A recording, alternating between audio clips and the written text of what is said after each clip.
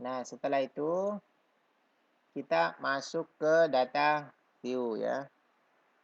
Data view. Nah, dari data view ini kan sudah kelihatan ya item 1, item 2, item 3 dan seterusnya. Nah, selanjutnya kita akan memasukkan data yang tadi di Excel itu di sini ya. Nah, ini mudah sekali. Ini sisa mengcopy saja semua ini ya. Kita copy, copy, kemudian mana ini ya. Nah, kita paste di sini. Udah masuk semua di sini. Nah, setelah ini kita masuk ke langkah selanjutnya, analyze. Ini ada di sini ada file, edit, view, data, transform, analyze dan seterusnya. Kita pilih analyze, kemudian correlate, kemudian kita pilih bivariate ya. Jadi korelasi bivariate di program SPSS ini untuk menguji validitas item. Nah, setelah begini, ini di sini ini kita kontrol A. Nah, kemudian masukkan semua, pindahkan ke variables. Setelah pindah semua di variables ini, jadi tadi itu ini sebelum dipindahkan, ini setelah dipindahkan. Nah, setelah ini kita tidak mengganggu yang lain, ya ini tetap ada percent to tail flag significant correlation ya. Setelah itu kita klik OK.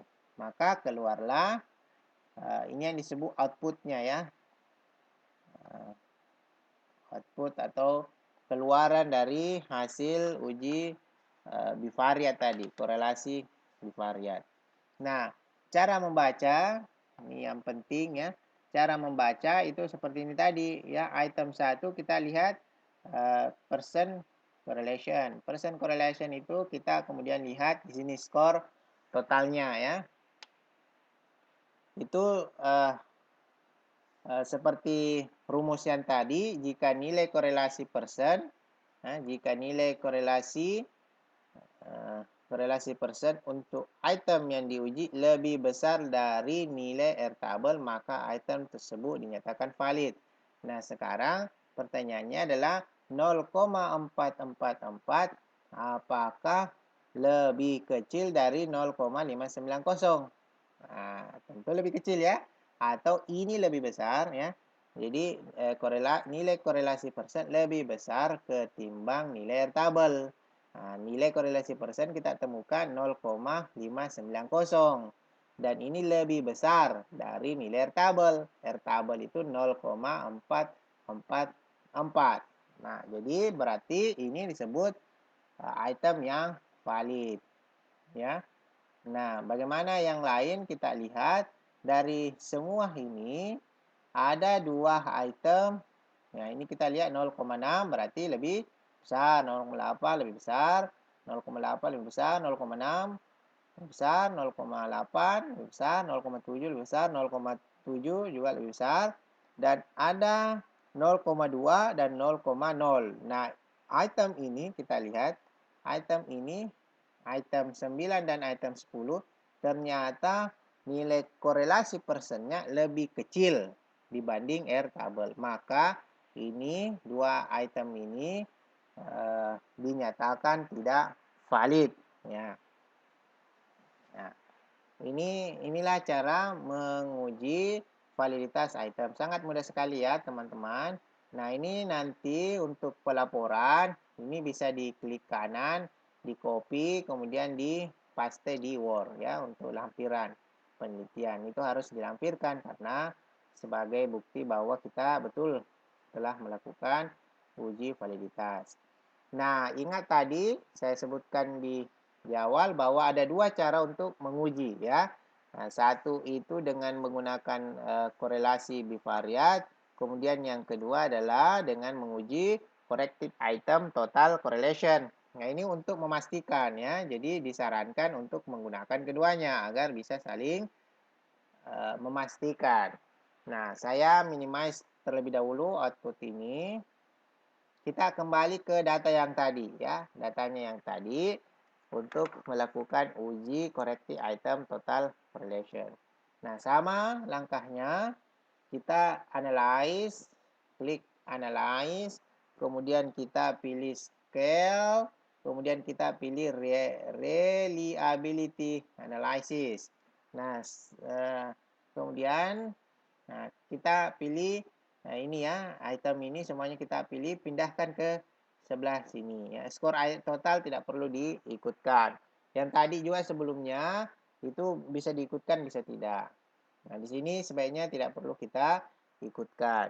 Nah, setelah kita pilih ini, kita pindahkan, kemudian kita pilih statistik ya. Kita pilih statistik. Nah, pada kolom descriptive for kita kemudian memilih scale if item delayed ya. Nah, yang lainnya tidak ada diganggu. Kemudian kita pilih continue. Kembali ke sini. Kemudian kita klik OK. Nah, maka keluarlah outputnya. Ya, keluarlah outputnya. Ini outputnya. Kalau yang di atas Anda jangan heran ya, yang tadi ini. Ini output yang sebelumnya. Nah, output yang kedua itu yang ini. Jadi dia dalam satu halaman begini ya. Nah, untuk melihat ini maka kita cukup lihat yang bagian yang kolom terakhir ini, item total statistik. Ini ada item 1 dan item 10 ya. Nah, kita coba lihat. Ini membandingkannya corrected item total correlation. Nah, itu yang dibandingkan ya. Nah, sekarang kita lihat. Pada tabel ini dapat dilihat bahwa ya, ini hasil pengujian corrected item total correlation, nilai korelasi item 9 ya, 9 dan 10. 9 itu 0,02. Ini adalah ini minus ini ya. Nah, ini minus. Itu lebih kecil dari nilai airtable yaitu 0,444. Nah, dengan demikian semakin jelas bahwa item 9 dan 10 dinyatakan tidak valid ya, dan tidak dapat diikutkan dalam uji reliabilitas nantinya.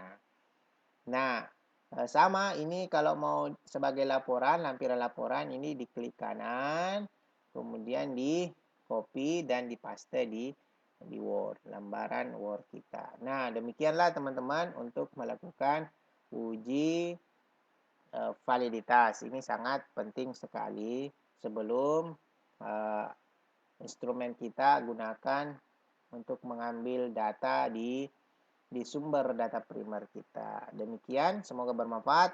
Wassalamualaikum warahmatullahi wabarakatuh.